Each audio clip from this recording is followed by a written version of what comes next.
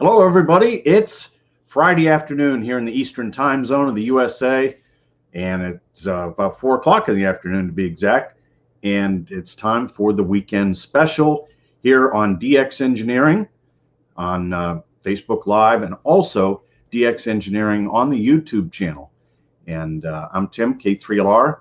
We're here at the K3LR Shack, and we've been really busy with projects, and we're going to take a look at some of those projects today. But I did want to remind everybody that currently the Hints and Kinks book from the ARRL, which is just chock full of ideas of how to modify things and maybe how to do some things a little better. They've had a number of these Hints and Kinks books over the years, and we got a special going on. Normally it's $20, and while they last, they're $10 at DX Engineering. So a great book for having around the shack and when you're working on projects. And so I also want to remind everybody that starting tomorrow afternoon at 18 Zulu, and it runs until 06 Zulu on Sunday, so that's 12 hours, is the North American QSO party on CW. So look for that, the North American QSO party on CW. Great operating event, and so hopefully we'll hear lots of you on CW tomorrow. So let's take a look at some of these antenna projects that we've got going on here, and we're going to queue up video number 1 and take a look at the old 10-meter beam. So this antenna is about 20 years old, and it's on the top of what we call the 10-meter run tower. So we'll go ahead with that video now. And here you can see the crane has got a hold of the antenna and pulling it away from the tower. And there are 2 climbers up on the top of the tower that release the antenna, and now pulling it away and getting ready to bring it down. So this tower supports 4 8-element 10-meter Yagis, and once we get all the antennas down, then we started putting them back up, the new ones, and we'll take a look at that as well. Okay, that's the end of that video. Let's go with video number 2, which actually is another crane video, and you get some idea how high. It's 135 feet is to the top of the tower. So there you can see the crane's got the antenna now away from the tower, and makes very quick work of bringing things down with the crane. So there are 4 10-meter Yagis on this tower, one at 135, one at 100, and one at 66, and then another one, there's a ring rotor down there at 33 feet. And by using the switch box, you can feed 10 different ways. Any one antenna, the top 2, the middle 2, or the bottom 2, the top 3 or the bottom 3, or you can drive them all. And when you drive them all, it puts 25% of the power into each antenna. So this is the antenna coming down to the ground, and the ground crew will receive the antenna. And this antenna has been up for a little over 20 years. So and the elements, I think, are even older than that. So that was the removing of the top antenna, and we're going to use a tram on the bottom 3, but we did pick all of the old antennas off using the crane, except for the bottom one. We did tram that down. So basically had the whole tower cleared, and now we're going to install the new 10-meter beam, and I've been showing the construction of these beams here at K3LR, and so we're going to look at video number 3, which shows the installation of the new 8-element optimized wideband array antenna getting to the top of the tower. And we've got the zoom going here, and you can see the crane is delivering the new antenna to the 2 climbers and getting it into position. And boy, does that antenna look good. All the elements are straight, and the boom is perfectly level. And you can see the choke hanging down there on the right-hand side that feeds the driven element. And we'll take a look at the way that all is put together. And so we'll do some of the shout outs here. And we've got India Tango 9, India Delta Golf, and nothing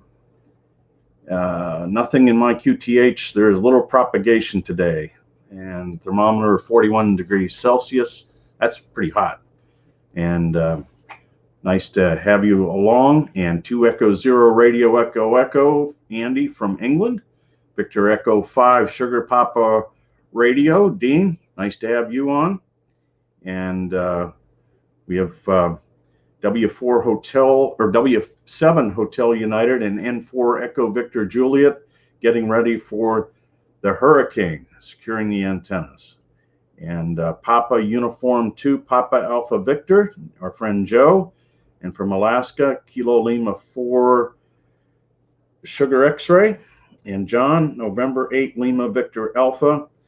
And Dawn N8DE says, are they a log cell? No, they're not a log cell. It's a optimized wideband array. It's 1 reflector, 1 driven element, and then 6 directors. And here's our friend Harry, Whiskey X-Ray 8 Charlie, and Whiskey 0 Alpha Alpha Echo. And from the Netherlands, Papa Echo 1 November Golf Whiskey. And here's our friend from RF Kit, Reinhard, Delta Hotel 3 November Alpha Bravo. No chance to move the tower to you. And Tim down in Texas, K5 Tango Golf Sierra, and Norway 3 Zulu Papa, and Victor Echo 2 Charlie Yankee Victor, and Papa Uniform 1 Mike Papa Juliet, and Kilo 8 Tango Delta Alpha. Victor Echo 2 Hotel Echo Whiskey from Montreal. And how long is the boom? The boom is almost 50 feet, 48 feet is the boom. So let's take a look at the old 10-meter beam that came down. That's video number 4. Video number 4, we're going to bring that up and take a look at the construction of the old way that I used to construct these antennas. And here we go. So this is the this is not video number 4, but that's okay. Yeah, this is actually the new 10-meter beam. This is the second one that we will put up on the tower using the tram. This is the new construction, and you can see there's the choke hanging down. That's 40 number 31 beads that are slid over the RG213 coax cable. And then if you look, there's the close-up of the driven element, and with the DX Engineering feed point connector. And right on red, that means the center conductor is always on the right-hand side when you're on the tower, and the shield is on the left. That's very important from phasing standpoint. All of the to make sure that these antennas operate correctly in phase. A close-up of the choke, and we hold the choke off of the boom by about 4 inches. Those are standard DX Engineering parts, and that's to increase the common mode impedance of the choke. So that gives you, that's a tour of the new 10-meter beam. And let's go to video number 5. And let's see what video number 5 looks like. And here's the DX Engineering RG213. And this is cut in odd quarter wavelengths. And then to protect the PL259, we have an upside down bottle so that it can breathe, so it doesn't get condensation, and but it won't trap water of any sort. And this is the overhead guy truss made out of Philly strand, and so very heavy duty. And hopefully this antenna will last many, many, many years. This is the one that will go at 100 feet this week. And let's go on to video number 6.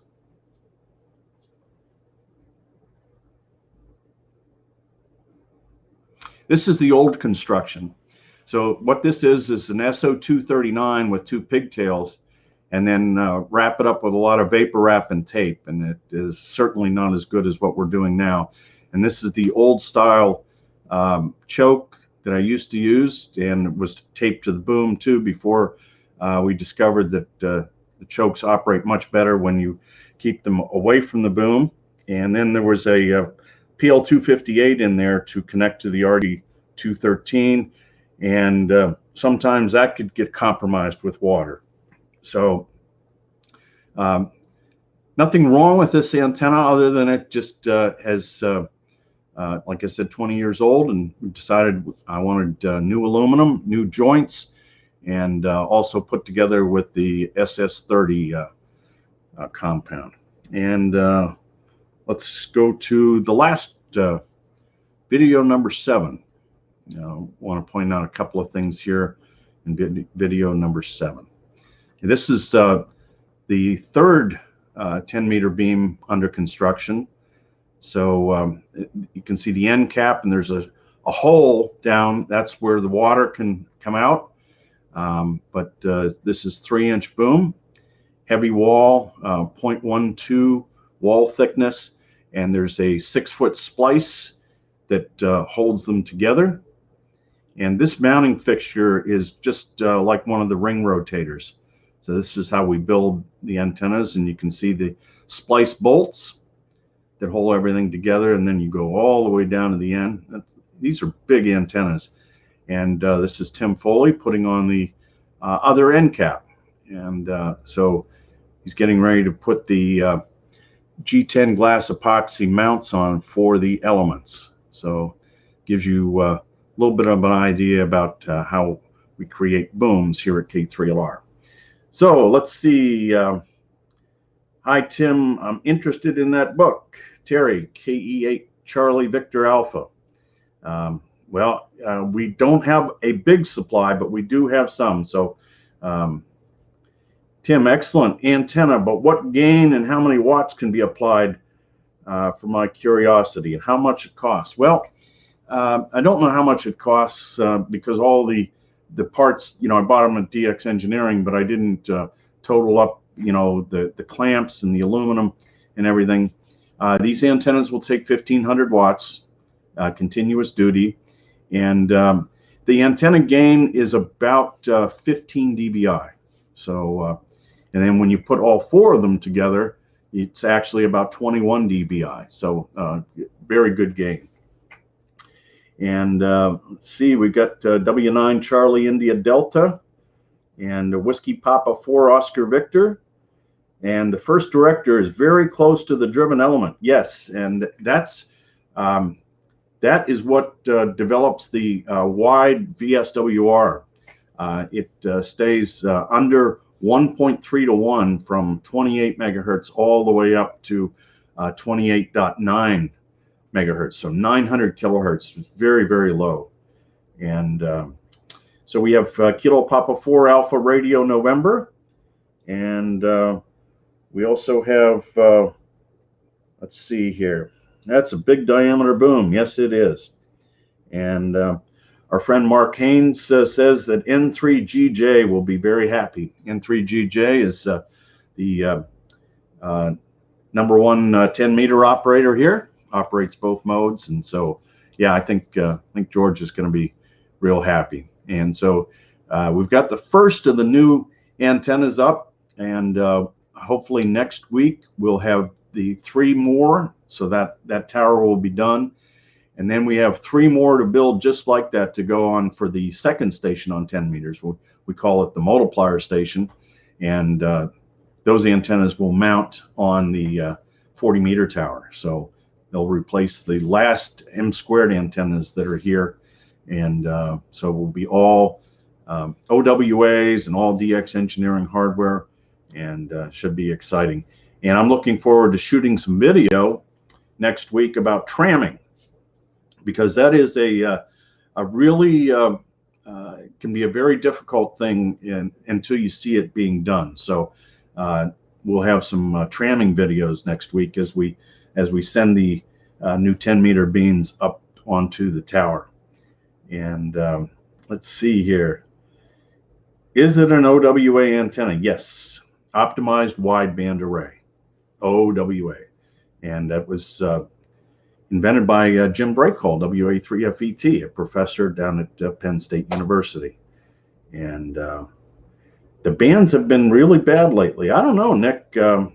6 meters maybe. I mean, you know, that's what happens in July, late July. The sporadic E goes away. But geez, we've been on 20 meters and 40 meters in the evening, and some spectacular openings.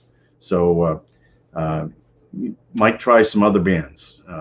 That would be my advice. So there's also a 10-10 contest on this weekend too. So take a listen to 10 meters, because there's a whole lot of members that have 10-10 numbers. So I hope you had some fun with the 10-meter Yagi here at K3LR. The coax isn't hooked up yet, so I can't give you any test results, but we'll show you some of the Rig Expert sweeps next week, and we'll have some more fun.